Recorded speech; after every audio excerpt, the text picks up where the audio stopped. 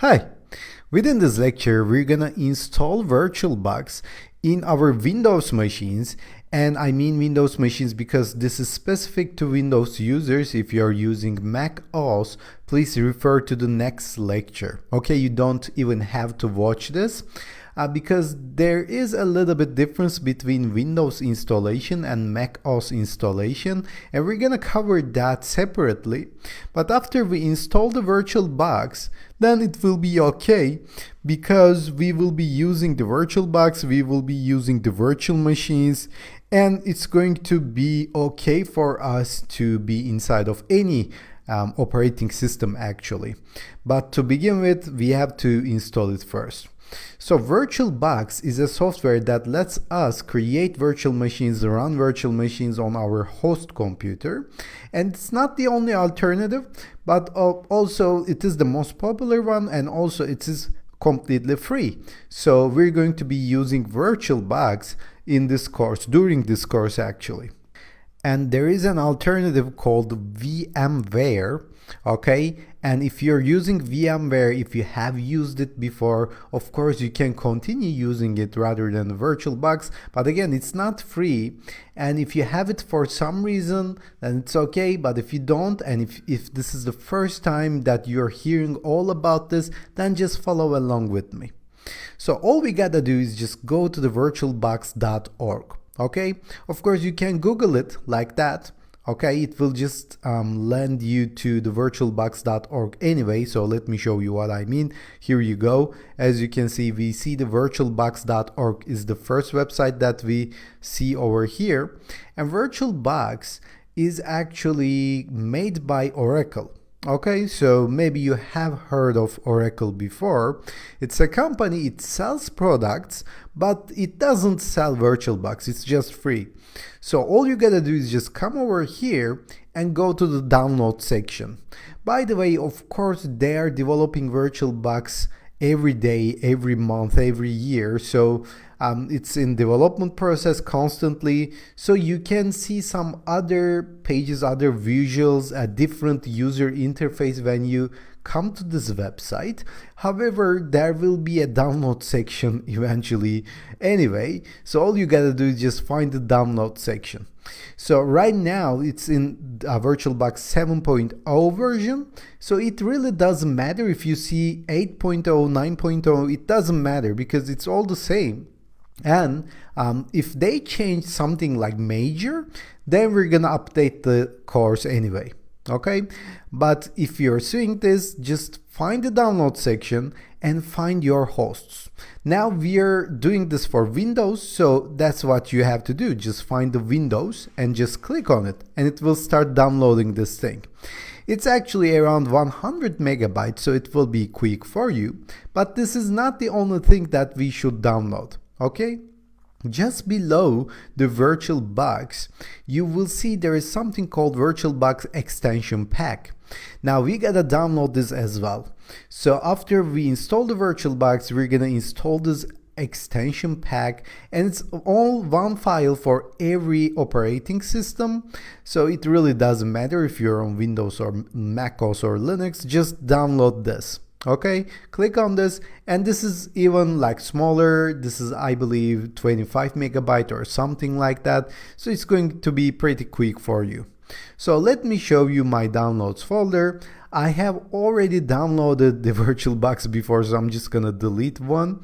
Okay, and I believe I have already downloaded the extension pack before as well. So it really doesn't matter as long as you have the Virtualbox exe, the installer exe right now. But let me clear this up a little bit. So you gotta see the extension pack and the Virtualbox installer exe. Now, what we're gonna do, we're gonna just close this because we are done with it. And we're gonna start the Virtualbox and then install it, and then install the extension pack. Extension pack is just some kind of helper tools or helper softwares that will help us when we use the Virtualbox, when we try to, for example, connect a USB device or USB Wi-Fi card to our virtual machines. That's when it will come in handy. But first of all, we need to make sure that VirtualBox is installed. So I'm gonna right click this and say run as administrator. You don't have to do that necessarily, but sometimes the antivirus solutions or other softwares can block installation of VirtualBox. So you can just double click on it or right click and say run as administrator. Okay, if it asks a permission, then just give it and it will launch the installer for you. But here you go, now we have a problem. So if you see this message, then don't worry about it. I'm gonna show you how to deal with it. But if you don't see it, if the installation wizard pops up for you, then it's great. Now you're gonna have to wait a minute or so in order for us to solve this problem. As you can see, it says that we need something called Microsoft Visual C++ 2019 or 2022. It really doesn't matter the version. It needs the C++ runtime file. Okay? The good thing is this is also like a free software. The bad thing is we have an extra step to do over here. So what we're gonna do, we're gonna find this file from Microsoft official website and just download it and install it on our computer. So I'm gonna go to google.com, okay, and I'm gonna search for this exact file. So if you see Microsoft Visual C++ 2019, then just search for it. If you see 2022, just search for it. It really doesn't matter. It only needs a C++ runtime file. So for some reason, yeah, here you go. I thought that I couldn't connect to internet.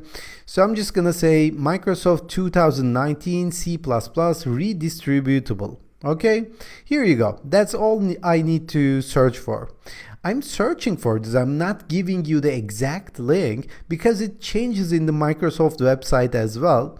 So as you can see, the first result is something called latest supported Visual C++ redistributable downloads, and this is exactly what we need right now. So this is the official website of Microsoft. As you can see, I'm gonna zoom in a little bit so that we can see it in a better way. As you can see, it says that this will install the C and C++ runtime libraries, and apparently VirtualBox needs them in order to install itself or just make it run. So if you scroll down a little bit, you will see three versions over here, starting with the ARM64 and x64 and x86. So ARM64 is something like Mac OS M1 or M2 chips. So most probably you're not using this, but if you know that if your chipset or if your processor is ARM64, then just go for it. But most probably you're gonna be needing the x64. Okay, so x64 means you have a 64-bit chip, and x86 means you got a 32-bit chip.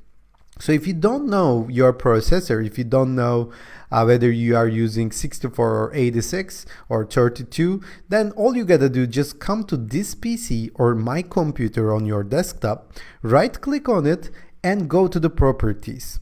Okay, and it will just show you your processor. In this case, as you can see, it's 64-bit. Great. Now I know this is 64-bit, then I'm just gonna go for x64 at the bottom, and I'm just gonna click on it and it will just download it. And this is a very small file as well, so it will be quick for us. And that's all you gotta do. Okay, just find the related file for you. And of course, we're just gonna cancel this, okay? Because first of all, we need to install that Visual Studio or C++ Visual Studio. So I'm gonna delete one of those, and I'm gonna just run this as administrator one more time and then make it run, okay? So this will be very quick for us. I will agree to terms and I will say just install. And there you go, that's it. As you can see, it says setup successful. Then what I need to do right now, I'm gonna go to the VirtualBox one more time and run this as an administrator and make it run. Here you go. Now we see the setup wizard. I'm just gonna click next, next, next. Okay, I'm not gonna change the installation location or something like that. I'm just gonna say yes, yes. I will give the permissions if it's asked for me. And here you go. Now it's installing. Now that is great. That is all we need to do in order to install the VirtualBox. And after we install the VirtualBox, most probably it will just create a shortcut on your desktop. If it's not, then of course you can just search for it. But after you finish it, after you finish the installation, make sure you run it, okay? Make sure you run the VirtualBox. Of course, after you are done with it, you can delete the setup file in the downloads folder if you don't want to install it again. And after that, we're just going to be installing the extension pack. But first of all, we need to make sure that VirtualBox is running. Here you go. Now this is running, great. Now VirtualBox looks like this. So we're gonna have our virtual machines on the left hand side once we install them, okay? We're gonna see like Linux or Kali Linux or Windows or other operating systems on the left hand side. But right now we don't have any, of course, because first of all we need to install the extension pack. Now what I'm gonna do, I'm gonna double click on that and it will just pop open in the VirtualBox itself. If you click on install, then it will just install it, that's it. Of course you have to agree the terms. Just read them and say I agree, and it will be installed in your VirtualBox. And that's it for the installation. Now, if you double clicked on the extension pack and if it didn't pop up on the VirtualBox, this is a possibility, then what you're gonna do, then you're gonna have to install it manually. Okay, so I'm going to show you how to do that. So there is a file menu over here. Go to File and Preferences. And if you go over here to the preferences, maybe you're gonna see extensions over here. So I'm saying maybe because as you can see, it doesn't appear in my case, right? So I don't see any extensions tab on here. So what I'm gonna do, I'm gonna go to the other thing. Rather than file, I'm just gonna find these three buttons over here. Okay, this is another icon as you can see, and this is also some kind of settings as well. And here you go, extensions appear in here. And once I click on that, here you go, we see the extension pack that we have just installed. Now, if I click on install and if I just select this, double click on it, and it will just install it again. So if it didn't pop up when you double clicked on it, then you can just install it using this technique as well. Great. Now, what I'm gonna do, I'm gonna go back. So if you click on it, if you go to welcome, it will just land you to the first page. And we need to do one more thing. Actually, maybe two more things. So first of all, we need to find the network. So network is sitting over here, but if you go to File and Preferences, maybe you can find it in there as well. So all we gotta do, we gotta go to the network and find the network. Okay, so remember, you need to check the file preferences if you don't see the network over here. But if you see it, then it's great. Now in this case, we're gonna go to the network tab. Networks. So network is great because we can create like a virtual network inside of our virtual machine, a VirtualBox, so that we can use the internet connection of our host computer. We can create a virtual network and we can connect our virtual machines together to simulate some attacks. We can hack one box, we can hack one machine from another. We're gonna be using this a lot. So all we gotta do is just click on this create. Okay, here you go, it's created, that's it. Now if you experience any kind of problem with the internet connection, then you can just come to here, okay, create another network during the course, anytime. I mean, just remove this, for example. Okay, remove it and create another one, and make sure you just move the virtual machines to the new network. Of course, you don't know how to assign this network to the virtual machines because right now we don't have any. But you're gonna see, don't worry about it. Last but not least, I'm gonna go to preferences and I'm gonna show you that it has a language section. So if you want, you can just use this in any language or in your native language. But I'm gonna use it in English during the course. Even if you are not a native English speaker, I believe using this in English is a good idea because it will give you a great opportunity to find some consistent knowledge around the internet, since most of the documentation is in English as well. Great. Now, if you came over here to this point, then it's great. It's time to stop for us right now. We're gonna see you in the next lecture.